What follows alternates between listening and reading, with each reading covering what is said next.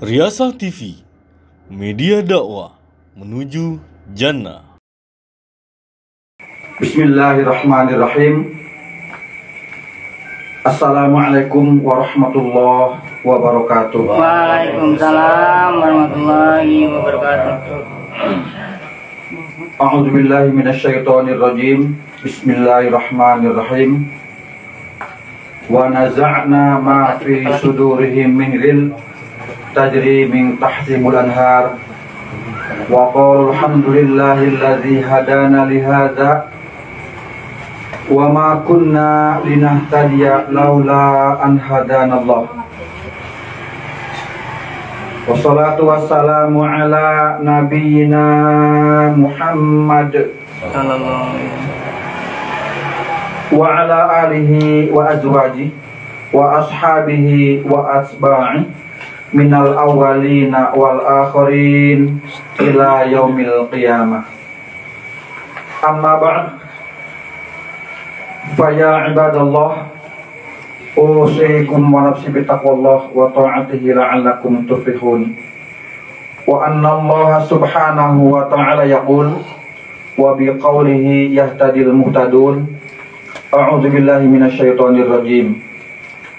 Wa'budullaha wa la tusyriku bihi syai'a wa bil walidaini ihsana wa bidil qurba wal yatama wal masakini wal jazil qurba wal jaril junubi was sahibi bil janb wa ibnis sabil wa ma malakat aymanukum innallaha la yuhibbu man kana mukhtalan fakhura. Shadaqallahul azim. Alhamdulillah, saya sampaikan rasa syukur kehadiran Allah setelah salam dengan hamdalah menandakan bahwa kita tengah mendapatkan kebaikan Allah, di mana pada kesempatan malam Senin ini Allah subhanahu wa ta'ala kembali mengumpulkan kita di majlis taklim Riasah 5 yang qadarullah istilah bertempat di Akhina Latif. Pakai Abdul nggak sih? Maka ya Abdul Latif, karena itu al-asmaul husna ya, yang juga sebagaimana disampaikan tadi oleh Amir Riasah, beliau diuji Allah dengan dipanggilnya putra yang ketiganya ya. Dan insya Allah ini tabungan ya, bagian itu tabungan surganya. Mudah-mudahan menjadi wasilah bagi keluarga, khususnya orang tuanya, wasilah untuk dapat membawanya ke dalam surganya kelak. Amin. Ini malamnya keberapa? Tiga. Berarti ini masih suasana takziah. Apa arti takziah? Ya. Takziah itu kalau digambarkan pohon yang sedang layu disiram sampai dia segar. Itu takziah. Yang sedang haus kasih minum, itu takziah. Menguatkan, menghibur, menguatkan, mengokohkan.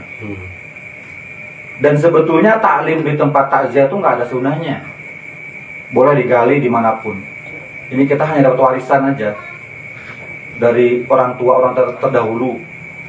Makanya sekarang saya minta pendapat akhiratif nih. Ini kita taklim nih di sini gimana? Gak apa-apa? Ya. Soalnya kalau beliau nggak mengizinkan kita bubar. Betul. Kalau merasa terganggu, nggak tercapai takziahnya, merasa keberatan, merasa risih, pokoknya ada sebagainya. Nah, nggak tercapai takziahnya. Maksud takziahnya. Kalau beliau merasa senang, beliau mengizinkan, beliau happy saja gitu, berarti kita lanjutkan ya. Teruskan. Alhamdulillah ya. Memang sejak zaman Nabi SAW seperti tadi yang saya sampaikan, ya. Tapi ini bukan larangan haram loh. Jangan dipandang sebagai haram, bukan. Makruh. Makruh itu tidak disukai. Tapi kalau semisal sohibul bait memberi, itu tidak boleh tolak juga. Sebab tidak haram menerimanya, tapi menjadi sedekah bagi yang menerima. Itu pengertiannya. Dan Rasulullah melarang itu artinya jangan sampai terganggu oleh suasana hatinya sedang bersedih, berduka. Itu pengertiannya. Ya, kalau masih minum sama ustadznya sih nggak apa-apa. Jangan bercanda ya. Ya, demikian. Para hamba Allah sekalian, ya, dulu kita namai taklim ini taklim jiron. Apa jiron artinya? Tetangga. Ya, pertetanggaan. Maka ini pada kesempatan malam hari ini, di samping takziah kita ini juga saya ingin menyampaikan masalah pertetanggaan. Setuju Pak enggak? Setuju. Kalau enggak gimana kan? Karena kadang-kadang, ya, Pak Iwan boleh tegur saya kalau saya salah. Kita seolah-olah ingin menebang sebatang pohon besar di atas gunung untuk mencapai keindahan. Tapi tanaman hias di depan rumah kita dibiarkan layu. Paham nggak artinya? Paham nggak? Kita mengharapkan limpahan air hujan yang belum turun, sementara air di ember kita tumpahkan. Paham nggak tuh? Ini bahasa kedua nih. Ya. Kita ingin menegakkan khilafah, mendakwahkannya ke seluruh jazirah, ke seluruh dunia. Sementara hal-hal yang ada di sekitaran kita belum kita bereskan. Kadang-kadang kita sendiri melanggar hak tetangga karena kelalaian, keteledoran kita. Sementara kita sangat bersemangat jihad untuk ke Palestina misalkan. Ya bagus, semuanya bagus, tapi rapihkan dulu di sekitaran kita. Tahapan jihad itu ada 4 tuh. 4 ini seperti menaiki anak tangga. Harus selesai dulu persoalan tangga pertama, baru tangga kedua, ketiga, baru keempatnya. Yang keempat itu menarik golok dari sarungnya, ditodongkan ke hadapan musuh yang harus kita bunuh. Itu tahapan terakhir keempat. Nah, tahapan yang pertama itu membereskan dulu persoalan-persoalan yang ada di sekitar kita, yang kita tahu, yang kita bisa. Maka ini berangkat dari bagaimana kita memenuhi hakul jar, hak-hak bertetangga. Dan ini kata Nabi Sallallahu Alaihi Wasallam sebagai barometer, sebagai indikator, sebagai tanda bahwa dia beriman atau tidaknya adalah bagaimana dia bisa memenuhi hak-hak bertetangga. Kata Nabi Sallallahu Alaihi Wasallam, kalau kamu ingin tahu baik atau buruknya kamu, tanya tetanggamu. Siap? Siap. Ya. Saya nanti mau nanya sama Akhi Firman. Kang Firman, saya tak suka tetangga baik apa enggak? Tapi sebelumnya saya beli melon dulu. Ya. Ini saking betapa lembut, betapa halusnya Islam mengajarkan pada dimensi yang paling sederhana, yaitu makarimal akhlak. Maka dalam hadisnya Rasulullah Shallallahu Alaihi Wasallam bu'istu, teruskan, diutamima makarimal akhlak. Saya diutus itu untuk menyempurnakan akhlak manusia, bukan membangun akhlak yang gak ada akhlak sebelumnya, bukan, tapi menyempurnakan. Sebab sebobrok-bobroknya moralitas bangsa jahiliyah dahulu, toh ada bagian dari tradisi budaya kebiasaan jahiliyah juga dibawa dalam Islam. Maka kata Nabi SAW, syariat Islam dibangun sebagiannya dari atas dasar budaya. Ya, maka kemudian kesininya berkembangnya peradaban dan kebudayaan Islam juga dasar atau pengambilannya adalah dari Al-Quran wal hadis. Nah, ini yang juga membetulkan paradigma, membetulkan pemahaman sebelumnya yang mengatakan bahwa Islam kebudayaan tidak ada sangkut pautnya. Islam tidak akan mungkin membangun kebudayaan karena kebudayaan itu produk akal. Maka saya perlu luruskan juga cara berpikirnya bukan ke sana arahnya gitu. Ya. Ini taklim jiron, taklim riasa bagian dari budaya, tapi budaya berdasarkan Islam. Ya, membangun masjid pakai budaya, kalau nggak pakai budaya nggak bisa. Kalau pakai logika masa Nabi bangun masjid nggak pakai lantai, bangun masjid nggak pakai kubah, nggak pakai menara, bangun masjid adalah cukup dilingkari pakai rapia, pakai rapia udah jadi.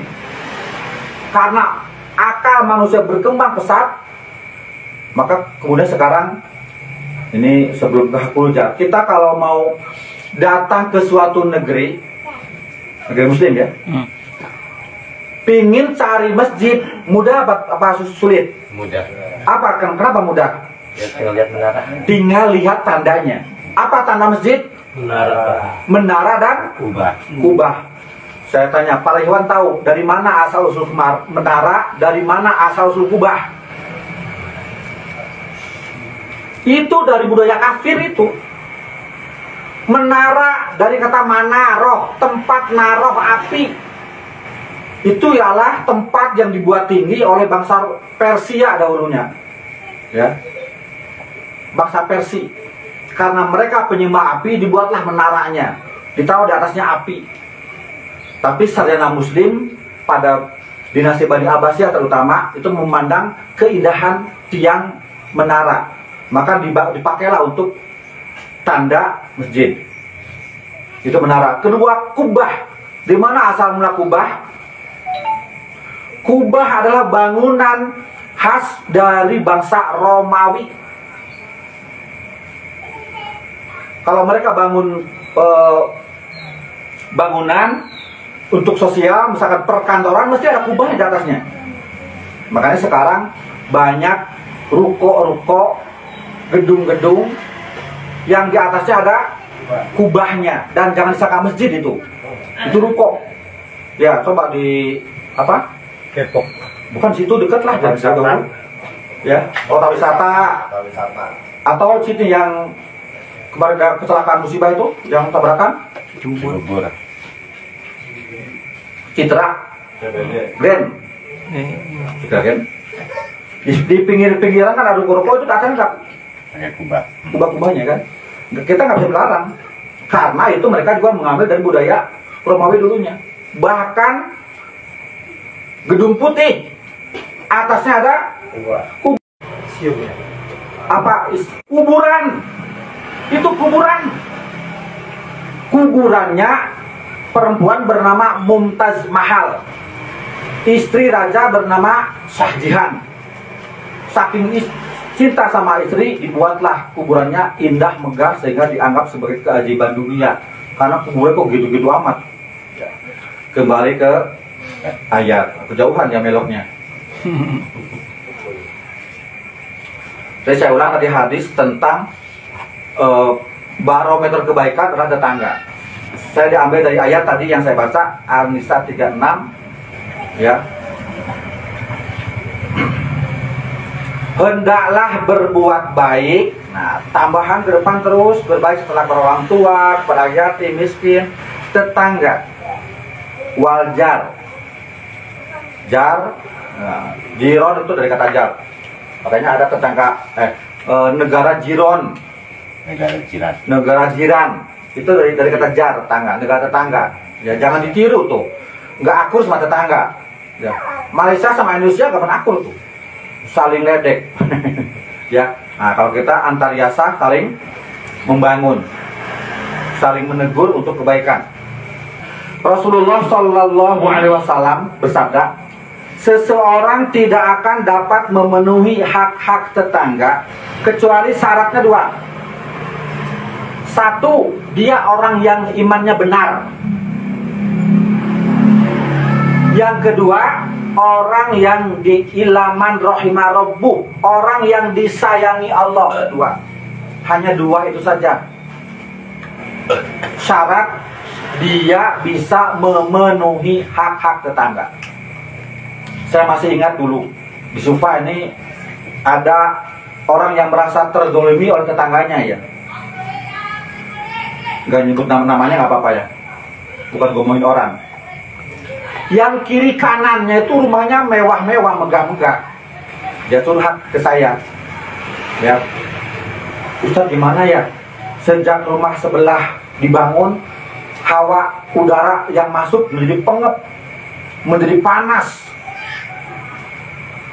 Sirkulasi menjadi tidak beres karena jendela saya tertutup oleh rumah sebelah.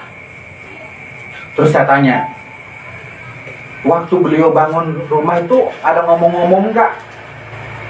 Minta izin lagi gitu? Nggak sama sekali. Nah ini kesalahan parah, fatal. Tidak tercapai, tidak terpenuhi hak-hak tetangga. Saya ingat dengan cerita biografinya Ibnu Battuta. Siapa Ibnu Battuta? Dia seorang pelancong, tukang keliling dunia. Beliau berkunjung ke 50 negara di dunia. Dia berujar, saya tidak menemukan Islam diamalkan di berbagai negara kecuali di Jepang. Yang ngomong begitu. Jepang bukan negara Islam, penduduknya mayoritas bukan Islam, tapi di situ Islam diamalkan. Dia mengambil dari masalah hak-hak tetangga.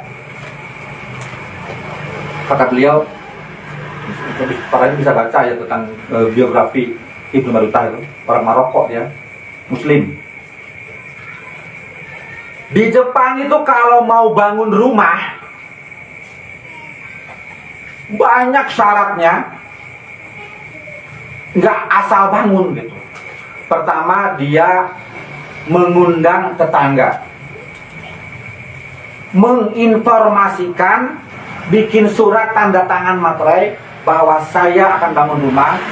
Mohon maaf kalau ada yang merasa terganggu, mungkin percikan adukan, percikan bata yang kena getok tuh ya, apalagi ini yang kira-kira bisa mengganggu. Mungkin naruh pasirnya menggunung melebar sampai ke tetangga, pokoknya berbagai. Keberisikannya mungkin karena mesin. Habis itu sudah jelas dapat restu, di sekelilingnya dipasang jaring. Itu contoh zaman modern sekarang tentang mengapa Ibnu Battuta menggambarkan Jepang mengamalkan Islam itu sampai hal-hal seperti itu. Kalau di satu kompleks ada penjual gas misalkan, mentang-mentang tetangganya penjualan gas laris manis, dia langsung membangun lagi penjual gas tanpa ada konfirmasi, tanpa ada komunikasi. Sehingga satu dengan yang lainnya saling menyaingi dan timbullah keretakan, hubungan ukhuwah antar jiran. Di Jepang gak bakal terjadi, dibilang. Gak bakal. Kalau udah ada sudah, kalaupun mau mengadakan ada komunikasi. Nah, di sini membangun komunikasi, ya. Dan di situ ada saling berbagi, bagaimana membagi wilayah misalkan dan sebagainya, sehingga tidak ada centang-perentang atau sengketa dan seterusnya. Ini sebagai contoh saja, ya, tentang hak tetangga.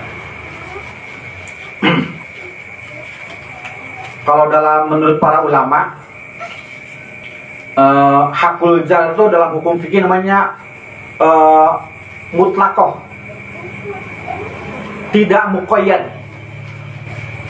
Mutlakoh itu enggak dibatasi gitu. Makanya kata Rasulullah Shallallahu Alaihi Wasallam, hak-hak tetangga itu ada 3. Yang tetangganya Muslim, dia punya 2 hak, hak tetangga sama hak Muslimnya. Tetangga ke bawah. Yang tetangganya Muslim dan kerabat, maka 2 hak. Ya kerabat, ya Muslim,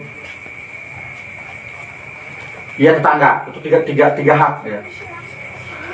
Dan ada yang punya 1 hak, yaitu tetangga kafir yang bukan kerabat, itu punya 1 hak, sama haknya gitu, tidak dibeda-bedakan ya. Maka kalau kita biidznillah punya tetangga kafir, jangan sampai memandang dia kafir nggak punya hak apa-apa, tapi dia punya 1 hak yang sama, haknya harus dibela, harus dijaga ya. Harta kehormatannya sekalipun sama-sama harus dijaga, harus dibela. Jangan nunggu amanat gitu ya. Itu tetanggamu dapat apa tuh, pingin bangun rumah, tolongin, minta tolong, nggak mau, dia orang kafir. Nggak ada begitu dalam Islam. Nggak mau, belum ada amanat dari Amidasah, nggak ada begitu.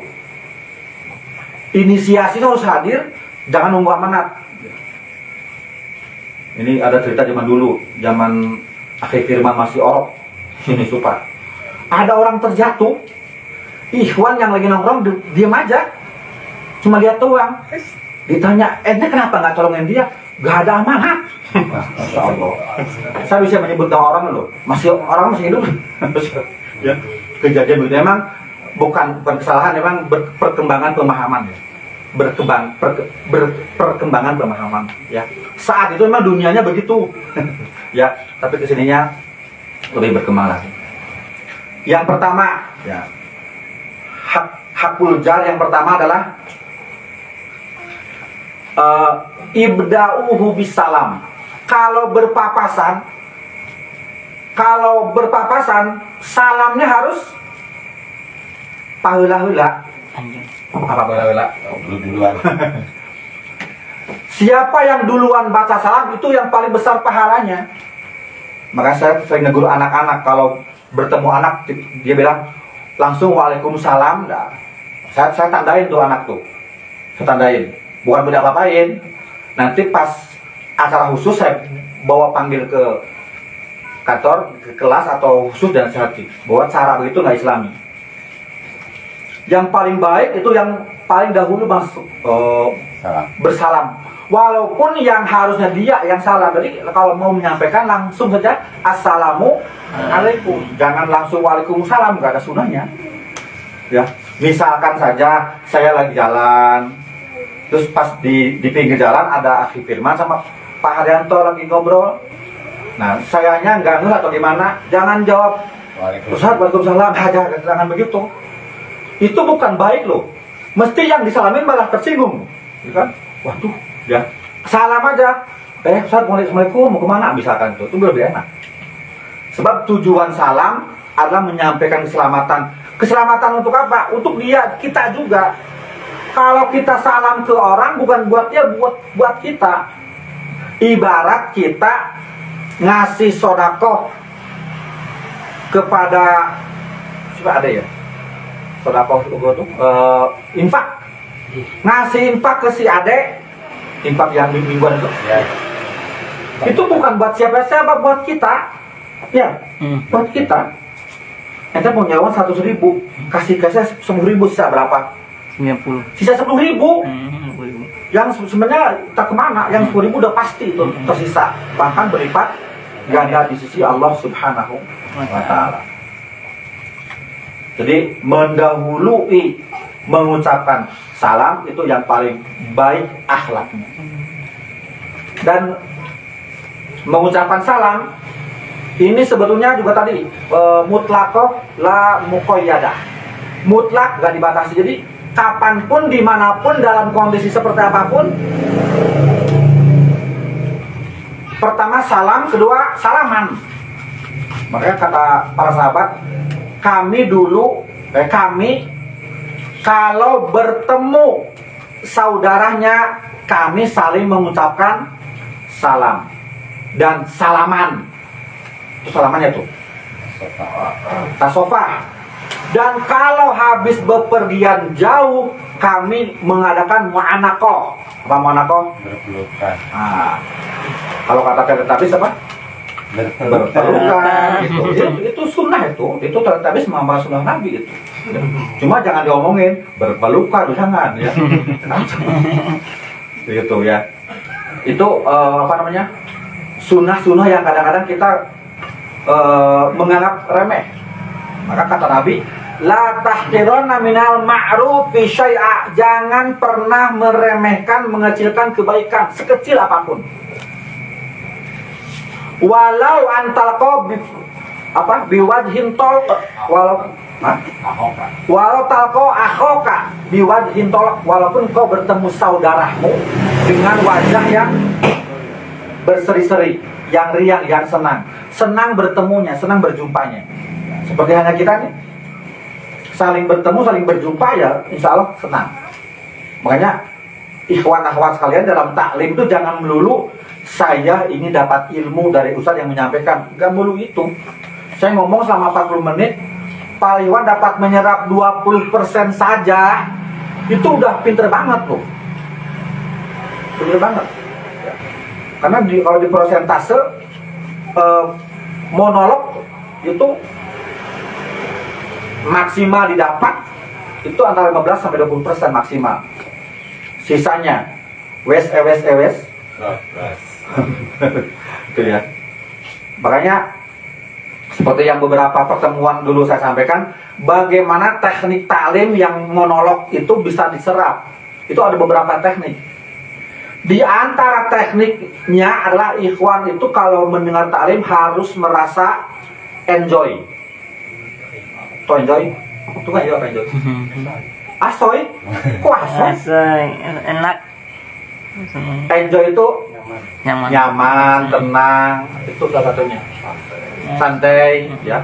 Saking nyamannya. Itu yang jawab pengalaman banget itu.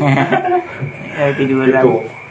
Yang kedua, ada rasa gembira. Itu gembira. Pak Iwan saya taklim dengan satu gembira enggak? Senang apa enggak? Dan yang ketiga, yang lainnya ada tiga, ikhwan ke saya itu senang. Jangan menyimpan rasa ketidaksukaan. Yang isi siapa? Serapi balah.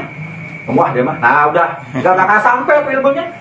Walaupun hadir ke sini, dan ngelirik, hati tak apa yang diisi, kita simpan gitu, isi contoh dong ya. Harus ada keyakinan penuh, prasangkaan baik antara ikhwan dengan saya. Saya yakin Ustadz Apip pas ceramah pasti menyampaikan sesuatu yang bermanfaat buat saya. Begitu tak pikirannya. Mindsetnya digitukan. Jangan dibuat mindset yang negatif. Apapun yang disampaikan Allah paling-paling udah gitu, udah kacau ya. Masya Allah ya. Nah tadi dalam hadis Rasulullah SAW sabda bahwa susyalam bainakum, saling menyebar luaskan salam di antara kamu. Wa khairukum abdahu bisalam, dan yang paling baik di antara kamu yang paling terdahulu mengucapkan salam, itu yang akan melahirkan rasa kasih sayang di antara kita. Itulah yang namanya pahala ya. Pahala itu begitu. Kita salaman mu'anakoh, timbul rasa senang, itu pahala. Ya. Pahala dunia. Nah, akhirat jelas itu nanti dapat surga. Dan salah satu tanda-tanda surga dalam hadis lain ialah senang saling menyebar luaskan salam. Assalamualaikum. Ya, gitu. Itu yang pertama tentang hakul jar. Yang kedua, wala tu'zi, jangan mengganggu. Apapun tuh, ini umum loh. Makna mengganggu tuh umum. Kata Rasulullah sallallahu alaihi wasallam, "Man kana yu'minu billahi wal yawmil akhir fala yu'dhi jarahu." Kalau dia beriman kepada Allah dan hari kiamat, jangan sampai mengganggu tetangganya. Saya nggak tahu kalau dia terganggu, tanya ya, apa yang membuat dia terganggu? Nah, dikomunikasikan ya. Jangan sampai gara-gara sengketa tetangga buang sampah depan pintunya. Masuk ada tuh ya. Cerita TikTok begitu, ya, buruk banget akhlaknya ya, masya Allah, tidak menyakitinya ya. Nah, bahkan ada ini, jangan yang ketiga ya, jangan membiarkan tetangga itu lapar sementara kamu kenyang. Ini kan zaman sekarang kayak hampir punah perhatian begitu, ya. Kita tahu misalkan seseorang itu maishahnya lagi mengalami down, ya, turun, kita tahu. Nah, itu keseharian kita membuat dia sakit dan kita tidak sadari, itu jangan sampai terjadi. Bahkan ada hadis begini, wala tuzihi bikitari kidrik, artinya ya, jangan kau menyakitinya dengan suara katelmu. Nih, kalau katel bunyi teng teng teng teng gitu ya. Kebayang nggak kita pakai sodet, katel dibunyiin teng teng teng gitu. Nah, itu namanya menyakiti tetangga, jangan begitu. Maksudnya, nah, disebutkan dalam kitab syarah hadisnya, yang dimaksud dengan bikita rikidrik birihito amik. Apa tuh? Aroma makanan, bau masakan, ya. Kecuali yang memang kesehariannya bikin apa? Saya kalau lewat tuh harum banget. Ya, misalkan siang-siang saya lewat depan rumah Pak Har, waduh sampah banget. Bawa goreng ikan asin siang-siang, waduh, kebayang. Nah, kita sebagai orang kampung merasakan ya, betul nggak sih? Siang-siang lagi lapar, mencium aroma goreng ikan asin, waduh, masya Allah kan, ya, kebayang. Atau goreng jengkol gitu ya. Waduh, masya Allah. Ya, kalau ya, kalau akibat perbuatan kita itu membuat tetangganya nggak enak, apa tuh namanya, tersinggung lah, atau kesel atau sakit hati, aduh, di tetangga ngegoreng enak banget, sementara saya dulu aja gak punya, misalkan, itu sudah kena imbas dosa, ya. Illa anturaf rofahu, kecuali engkau ngasih tahu dia, ya. Assalamualaikum, tok, waalaikumsalam, ada apa ya? Mohon maaf, tadi saya goreng ikan asin, bau nggak aromanya? Iya bau, ya udahlah. Jangan, bukan begitu caranya. Kasih tahu kok itu doang, ya. Kasih ya. Jadi yang dimaksud ngasih tahu ya itu. Ngasih. Tuh, satu. Kedua, wala takhruj waladaka bito'amika. Jangan kau biarkan anakmu keluar membawa makananmu sehingga anak tetangga pingin, dan anak tetangga pingin gak ngasih, dosanya orang tuanya tuh, ya. Ada orang tuanya habis umroh, nah, maksud contoh doang ya Pak, umroh, bawa oleh-oleh Saudi kan beda tuh. Apa sih oleh Saudi dari sini? Mama udah lupa. Jam-jam. Ya misalkan ada jam-jam ya, dikasih kobar lah. Atau apalah. Terus kebetulan si anak tadi mungkin agak-agak bakhil, pulang anak tetangganya, Assalamualaikum Umi, kenapa? Saya pengen yang kayak di bawah tuh, apaan tuh? Oleh-oleh umroh tapi dia nggak ngasih, dosa tuh orang tuanya. Yang dosa orang tuanya. Nah ini hal-hal kayak sepele ya, kita sering begitu ya. Karena sayang per anak dan mungkin mentang itu anak-anak, gak apa-apa anak-anak dua anak-anak. Tapi kalau itu dibiarkan, yang dosa bukan si anak, tapi orang tuanya. Wala tasrud waladaka bito'amika.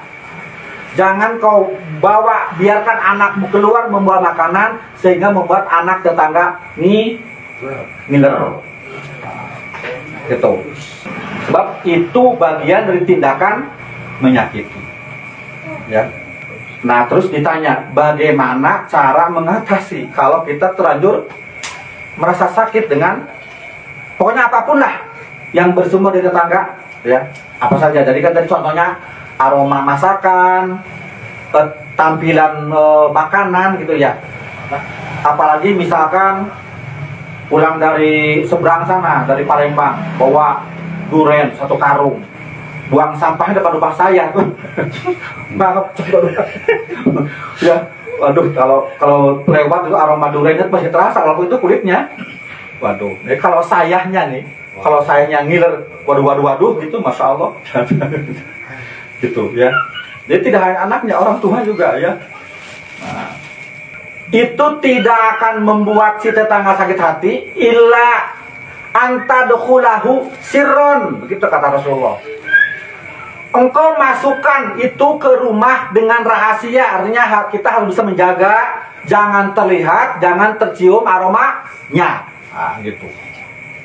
Nanti kalau kita habis beli durian, buang sampah jangan di situ, pernah? Jauh. Langsung titipin ke siapa namanya itu yang tukang sampah, taruh di gerobaknya.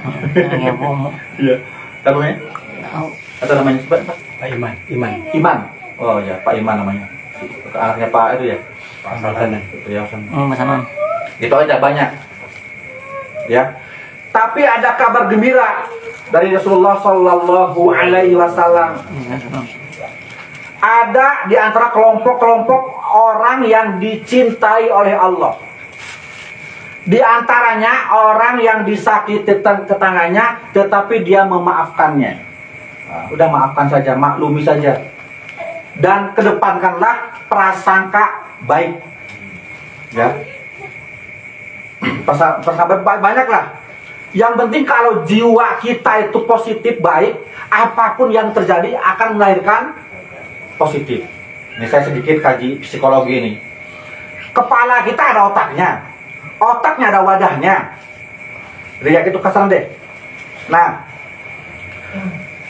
isi otak akan baik kalau wadahnya baik. Contoh, boleh minum Mbak airnya? Boleh. Bismillah.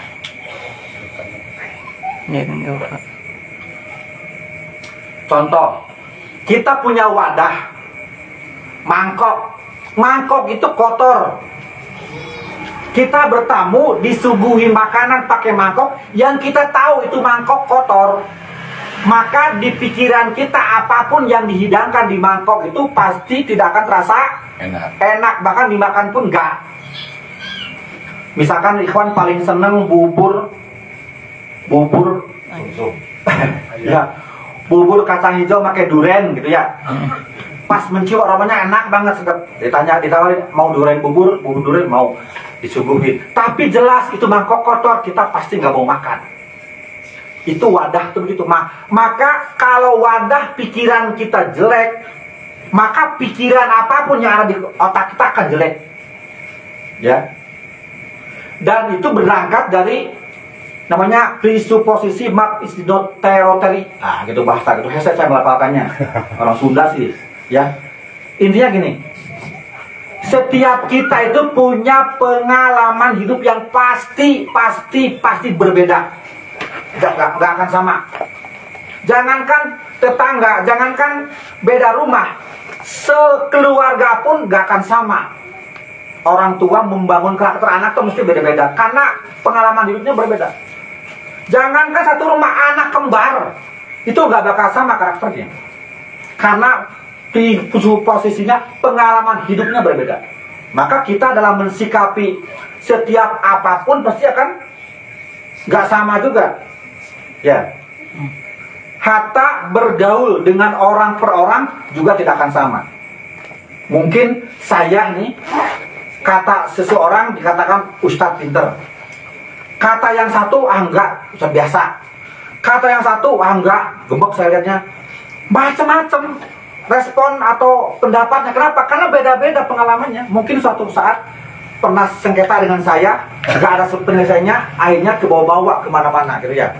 Sehingga kemana-mana dia ngomong, jangan pernah mau kalau yang isi dia ya bla bla bla bla gitu ya. Ada ibarat cerita seekor kancil mau makan anggur, Dia paling hobi makan anggur, tapi anggurnya ketinggian, loncat berpuluh-puluh kali nggak pernah bisa makan anggur. Akhirnya dia kemana-mana ngomong, jangan kali-kali makan anggur, nggak enak, pahit.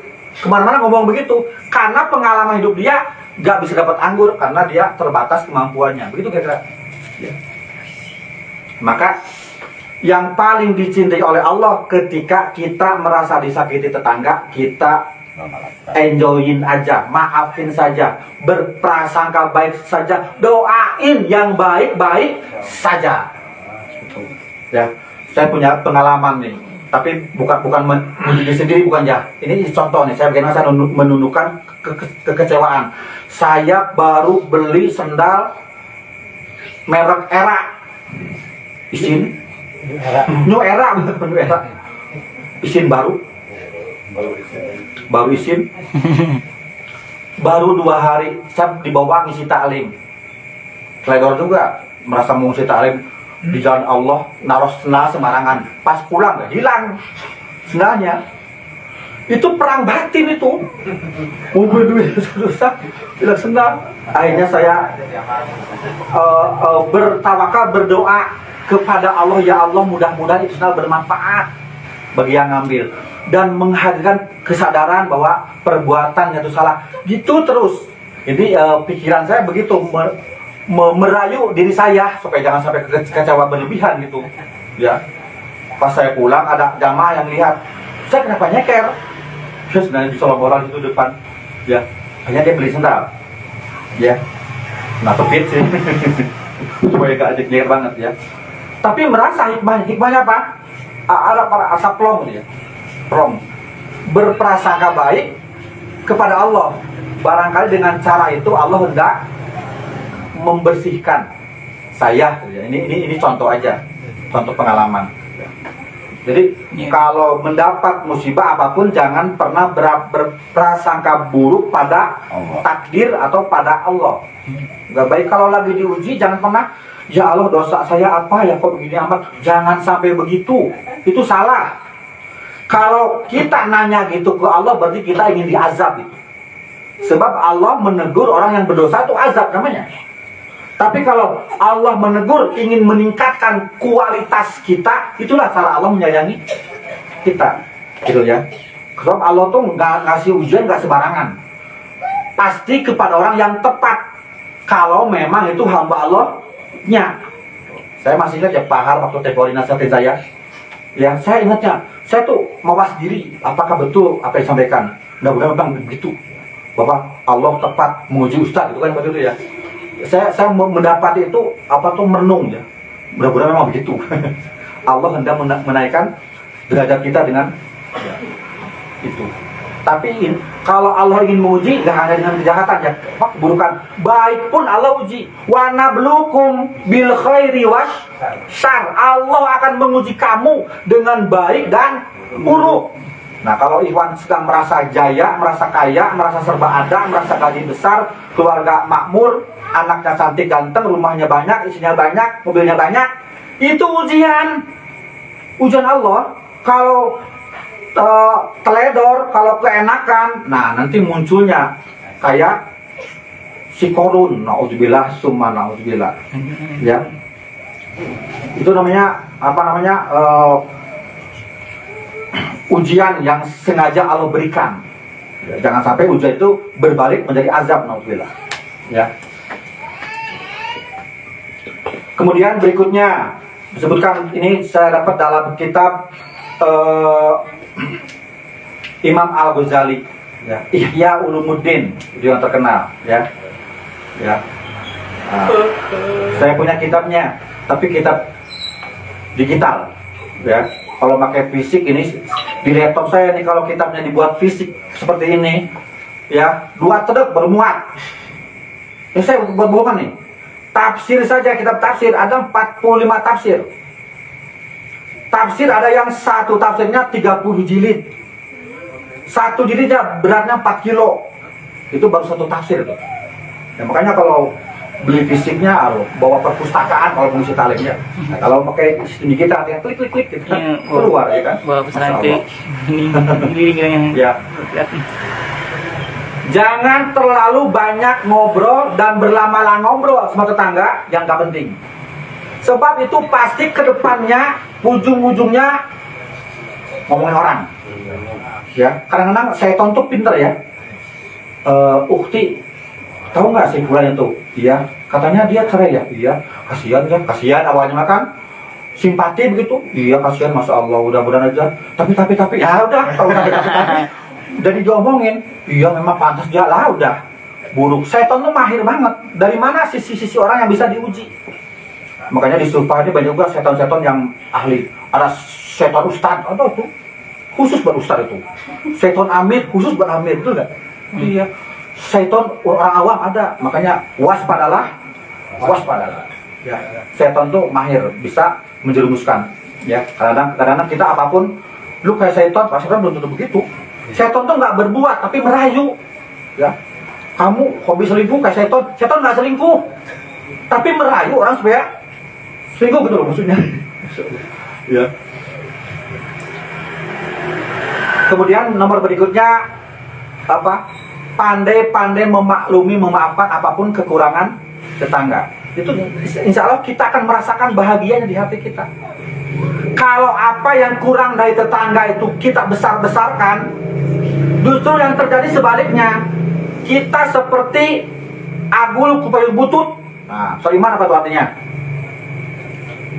Merasa sombong sendiri, merasa benar sendiri, orang lain yang selalu salah. Ini yang bagian dari karakter buruk manusia. Sekali lagi ini manusia nih, bukan perorangan nih. Selalu merasa dirinya benar, yang salah semua orang lain. Itu bagian dari penyakit jiwa itu begitu. Ya. Begitu aja. Nah, misalkan mohon maaf contoh doang. Ikhwan yang taklim sedikit yang datang. Ya, akhirnya bilang, "Nah, ikhwan itu penyakitan semua nih." Besok makin sedikit, akhirnya bilang, "Waduh, ikhwan makin parah." Tanpa dia berintrospeksi kesalahan saya apa. Nah, gitu. Mestinya ada sesuatu yang terjadi, introspeksinya ke kita, bukan ke orang lain. Ya. Pokoknya apapun, kembalikan kepada diri kita, introspeksi kepada diri kita. Insya Allah kita akan hadir sebagai orang yang berjiwa besar. Ini kalau masalah ta'awun, menolong, itu sudah jelas ya. Menolong tetangga yang membutuhkan, kemudian menjenguk, menengok yang sakit, dan bertakziah ketika dia mendapatkan musibah. Ya. Dan takziah itu nggak hanya habis isya datang nongkrong sampai jam 10 bubar, gak hanya itu. Betul nggak sih? Hal-hal lain kita boleh nanya tuh kepada saudara kita yang sedang kena musibah, pingin dapat pertolongan apa, pingin butuh apa, tanya. Ya tentu dia yang kena musibah juga tidak akan, saya punya motor baru, nggak begitu juga. Ya, tapi hal-hal yang bersifat bagaimana ta'azzub, ya, izzah, kekokohan, keteguhan. Tapi insya Allah ya, insya Allah pasti pasti. Ketika seorang mukmin dikasih ujian oleh Allah, hatta ujian berat seperti ditinggal meninggal oleh kekasih kita, anak dan sebagainya, itu mesti Allah akan memperhitungkan berikutnya, akan melahirkan hikmah besar yang dia akan dapat, yang dia akan raih, apapun. Tapi sifatnya bukan bersifat materialisme, tapi bersifat ruhiyah, jiwa. Mungkin kedepannya menjadi lebih dekat dengan Allah, lebih rajin berjamaah, lebih rajin taklimnya, lebih rajin tilawahnya, dan sebagainya. Itu kesananya, arahnya. Ya. Sebab memang kadang-kadang, masya Allah ya, kadang-kadang nasihat Allah kan ada dua. Satu yang berbicara, satu yang berdiam. Yang berbicara adalah Al-Quran, yang diam adalah kematian. Kematian itu nasihat buat kita yang hidup, bahwa kita pasti akan mengalami hal yang sama. Kadang-kadang nih, mohon maaf saja, dulu waktu saya masih kecil, masih muda, seolah-olah mati masih jauh. Tapi sekarang ini kesini sih merasakan betul bahwa ajal kita sudah dekat. Ya. Yang lalu yang meninggal orang-orang di atas usia kita. Ya. Berikutnya yang di bawah usia kita. Dilewat tuh kitanya. Berikutnya yang seumur dengan kita. Kita dibiarkan dulu oleh Allah. Pasti besok-besok kita gilirannya. Siap? Ya, siap. Ya, siap nggak siap? Harus siap. Makanya mudah-mudahan Allah memanggil kita itu dalam kondisi sedang seharmonis-harmonisnya kita dengan Allah. Sebaik-baiknya takarub kita ilal kedekatan kita kepada Allah Subhanahu wa taala. Itu yang diharapkan. Tidak mungkin kita berdoa jangan sampai mati kita, insyaallah. Alhamdulillah. Ya. Sebab kalau kita dikasih tanya, pingin berapa usiamu di dunia, saya nggak bisa jawab itu. Nggak bisa saya. Saya ingin 60, nanti pas mau udah 60, udah kemar-kemir tuh pikirannya. Jangan-jangan doa dikabulkan oleh Allah. Ya kan? Biar Allah yang mengatur kita kapan, di mana, dan kondisi apa. Yang penting kita dalam maksud terbaik, husnul khotimah, insyaallah. Ya. Jadi kalau kita meninggal orang sakit, kita tajah besok kita ditengok, mungkin karena kita meninggal. Besoknya lagi keluarga kita ditakziahin oleh orang lain karena kita yang meninggal, masya Allah. Ya.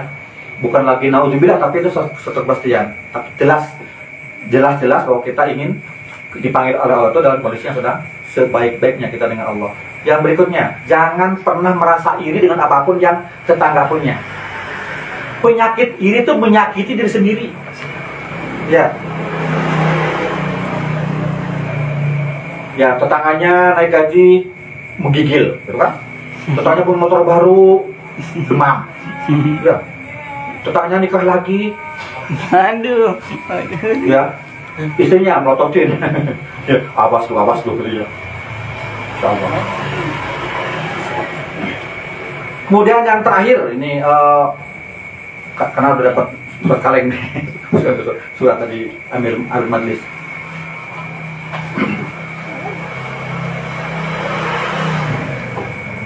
Wala tastatil alaihi bil bina wala tahjab anhu illa bi izni. Ini yang diabaikan oleh kita nih. Jangan kalian membangun bangunan yang tinggi di sebelah rumah tetanggamu sampai angin masuk ke rumah tetangga itu terhalang. Illa bi izni, kecuali dengan seizinnya. Kadang-kadang kita merasa tetangga udah ada bangun rumah 4 lantai, sebelahnya rumah atapnya masih pakai rumbi, atapnya masih genteng kuno, ya, sampai kegerahan. Contoh tadi yang saya sampaikan tadi itu yang tidak ada keharmonisan tetangga itu, ya. Kita ini hidup di tengah-tengah orang lain, mulia dan tidaknya kita, gimana kitanya. Kalau ini terjadi, maka hilang identitas kita sebagai muslim. Maka kita menjadi orang-orang materialisme yang enggak mengamalkan pola hidup bermasyarakat. Jepang saja yang negara kafir bisa mengamalkan, ya.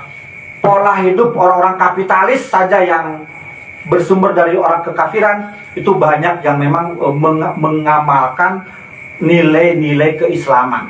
Kita bisa mengambil nilai positifnya, jangan negatifnya. Mereka bisa mengamalkan itu dengan sebaik-baiknya, termasuk dalam hal ini, ya. Tapi juga jangan kau cegah. Ini ada lain. Jangan kau cegah tetangga menancapkan kayu di sebelah rumahmu demi kebaikan dia. Maka di sini yang harus perlu ada komunikasi. Kalau Pak Firman mau bangun rumah 4 lantai, tetangga sebelahnya ngomong dulu, gitu ya. Mohon maaf saya mau bangun rumah, mohon maaf ya. Kalau terganggu misalkan gitu. Ini kan semua bisa diselesaikan dengan komunikasi. Jadi bukan berarti egois atau gimana, tapi komunikasikan dengan sebaik-baiknya. Ya, jangan salah kalah sama orang-orang yang kadang bawa Indomie, bawa beras, mau bangun itu kan itu, ya, itu bukan semata-mata berasnya, tapi bagaimana mendapatkan izinnya, gitu ya. Demikian para ikhwan akhwat yang bisa saya sampaikan. Dan ini kalau bersedih ikutlah bersedih, kalau bergembira ikutlah bergembira. Itu maksudnya sama rasa, ya, sama cara, sehingga semuanya baik-baik saja. Kalau Islam diamalkan dengan sebaik-baiknya oleh setiap kita, maka kita sendiri akan merasakan hidup damainya Islam. Mudah-mudahan kita Allah kasih hidayah, kasih karunia, kasih kemurahan untuk bisa mengamalkan Islam dengan sebaik-baiknya. Minimal di antara kita, tetangga, dan juga lingkungan sosial yang lebih luas lagi, sehingga kita bisa mendapatkan badatun thayyibatun. Amin. Wa'alaikum wastagfirullahi walakum. Walhamdulillah. Wassalamualaikum warahmatullahi wabarakatuh. Waalaikumsalam.